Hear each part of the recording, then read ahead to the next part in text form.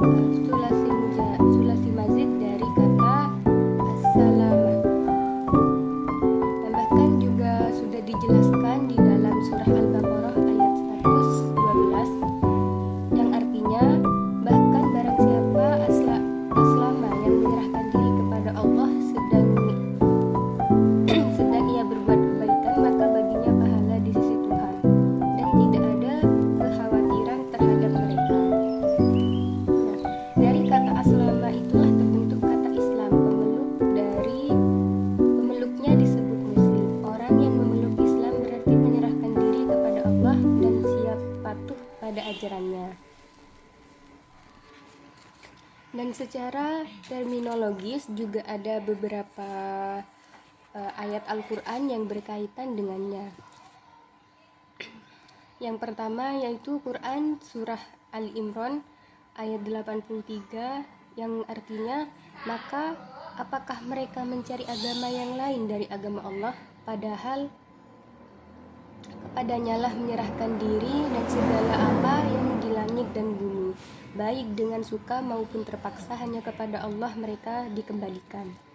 Nah, untuk yang ayat yang kedua adalah Quran surah Al-An'am ayat 54 yang artinya, apabila orang yang beriman kepada ayat-ayat kami itu datang kepadamu, maka katakanlah, salamun alaikum, Tuhanmu telah menetapkan atas dirinya kasih sayang, yaitu bahwasannya barang siapa yang berbuat kejahatan di antara kamu lantaran kejahilan, kemudian ia bertaubat setelah mengerjakan dan mengadakan perbaikan, maka sesungguhnya Allah Maha Pengampun lagi Maha Penyayang.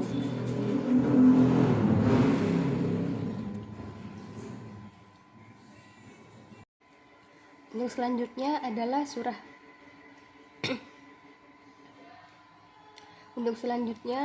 surah At-Tur ayat 38 yang artinya, tahukah mereka mempunyai tangga atau sulam ke langit untuk mendengarkan pada tangga itu hal-hal yang gaib, maka hendaklah orang yang mendengarkan di antara mereka mendatangkan suatu keterangan yang nyata. Nah, selanjutnya adalah Islam menurut hadis. Islam dalam hadis. Rasulullah pernah menjelaskan arti Islam.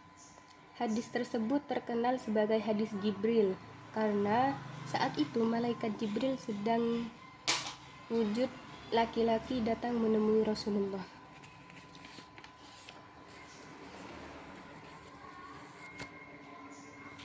Dan hadis itu diriwayatkan oleh Bukhari Muslim. Mungkin dari teman-teman sekalian sudah pernah ada yang mendengarnya.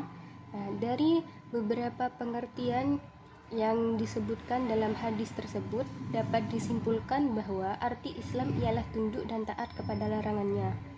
Islam dibangun atas 5 rukun sebagaimana dijelaskan dalam hadis Nabi.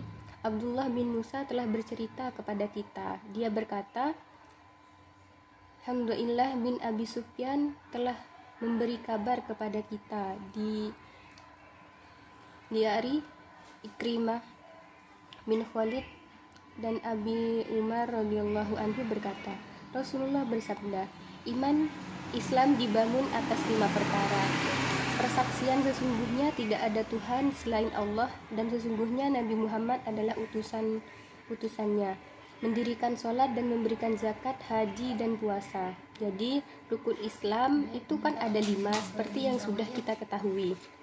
Untuk yang terakhir adalah Islam menurut kaul ulama.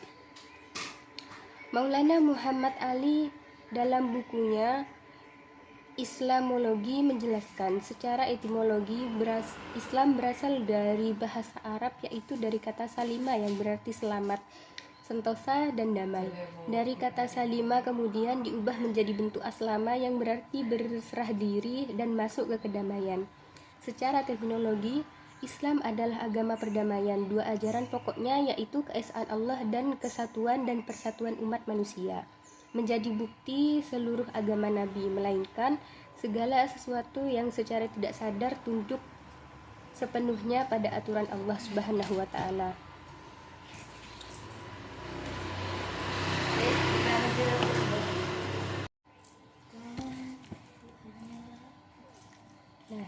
Dari penjelasan-penjelasan yang tadi, dapat disimpulkan bahwa Islam merupakan agama yang diajarkan perdamaian dan kesatuan. Kata Islam sendiri berasal dari kata bahasa Arab salima yang berarti selamat dan damai, yang kemudian diartikan sebagai berserah kepada Allah dan memasuki kedamaian. Pengertian ini juga ditegaskan oleh Maulana Muhammad Ali dan dalam bukunya yang telah disebutkan tadi. Bukan hanya Islam juga yang mengajarkan keesaan Allah dan persatuan umat manusia. Hal ini menunjukkan bahwa agama Islam tidak hanya diturunkan kepada Nabi Muhammad, tetapi juga mencangkup semua aspek kehidupan yang tunduk pada aturan Allah Subhanahu wa Ta'ala. Pendapat ini juga diperkuat oleh Harun Nasution dalam bukunya Islam Ditinjau dari Berbagai Aspeknya. Dengan demikian dapat disimpulkan bahwa Islam bukan sekedar agama, tetapi merupakan sebuah panduan hidup dan mencangkup seluruh aspek kehidupan manusia untuk mencapai perdamaian dan kesatuan.